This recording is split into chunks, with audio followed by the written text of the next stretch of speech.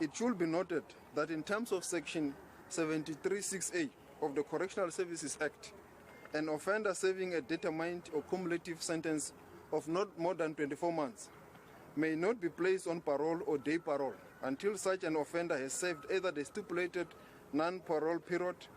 If a non-parole period was stipulated, a quarter of the sentence.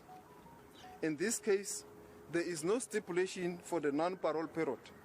This effectively means that the former president will be eligible for parole once a quarter of his sentence has been served. We want to assure all South Africans that former President Zuma will be afforded dignity throughout his term of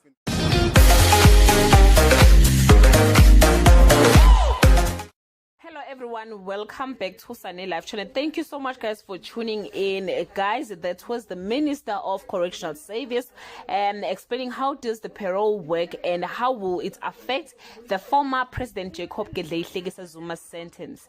The quarter of his sentence will be at the end of October, so possibilities are the former president will only spend will spend the full 3 months in prison unless if they approve his medical parole as requested in Pietermaritzburg High Court.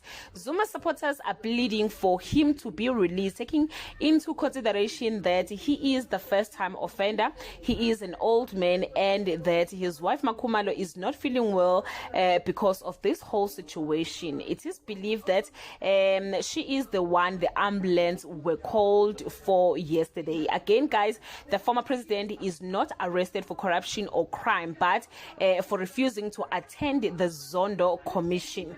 There is mixed feelings about his arrest on social media, taking into consideration that his supporters were very sure that no one will touch him in their presence. They've done everything in their power, but the law took its course. Thank you so much guys for watching this video. See you on my next upload. Bye.